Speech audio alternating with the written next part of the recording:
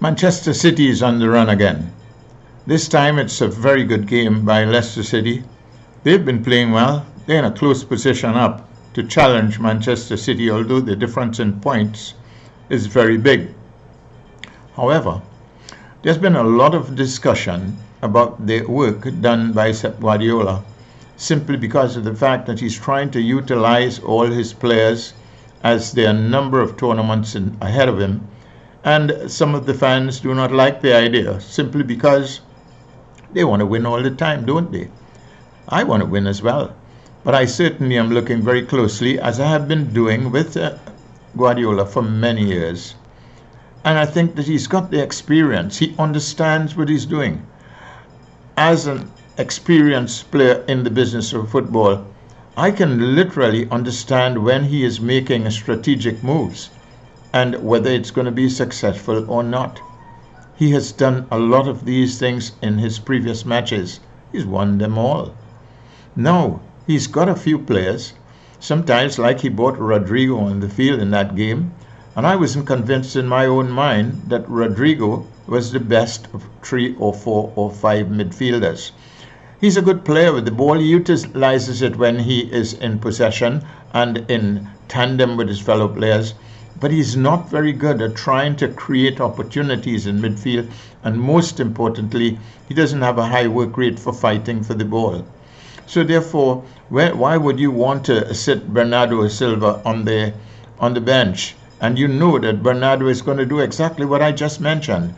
And you can't leave out Kevin De Bruyne. He's one of the best midfielders in the business. And Fernandinho in particular is the most experienced player on that field. Now, what brings the success for Manchester City? I think that Leicester City could have created a lot of problems for them. But the strategy used by that club called Manchester City and that coach called Guardiola was amazing. He certainly brought Mendy in at left wing back, and he probably has been working hard because he had a pretty good game, and he was in the matches before he was sort of not as good as he should be. He was good in this one. Laporte was on the near side of Diaz.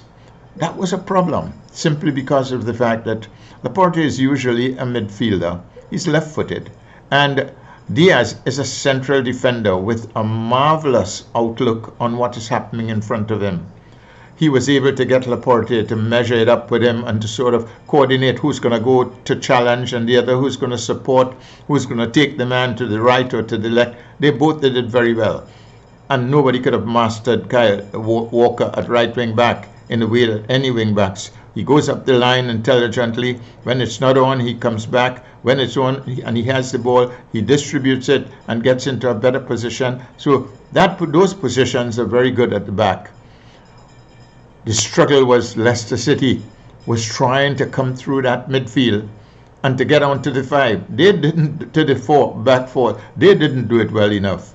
And what we saw was a magnificent performance by De Bruyne and also Fernandinho. As I admitted before, Rodrigo was also there. Sterling was not on the field. Everybody was wondering why. Is it because he played for England a few days before? This, that, and the other.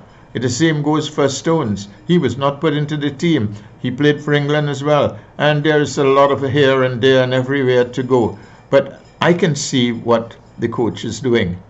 And he brought onto the field, he has Jesus Gabriel, and then Mahrez, who's normally a consistent player. And it was amazing how these guys were moving around. It was amazing to see the one-touch wall passes inside the penalty area for the opposition and forcing more defenders into their own penalty area. So therefore, the advantage was always with Manchester City. And if you played it outside and just outside the penalty area, you've got people there who could bang the ball. Fernandinho certainly can do it, and definitely De Bruyne. So it was amazing. And then they brought on Sterling. That was even better. It was another very good performance. The percentage of occupying the ball and the space on the field was clearly in Manchester City's favor with about 75%, I would say. They scored 2 goals. Would you believe Mendy gets in and he gets a goal with a nicely placed shot. Because the traffic in there was so much, they brought too many people inside of their own penalty area and they created it. Another win for Manchester City. I commend them. And I hope that the coach is going to continue to utilize the judgment systems that he does. He studies the opposing player and then he brings players who he believes will beat them. And this is what he did.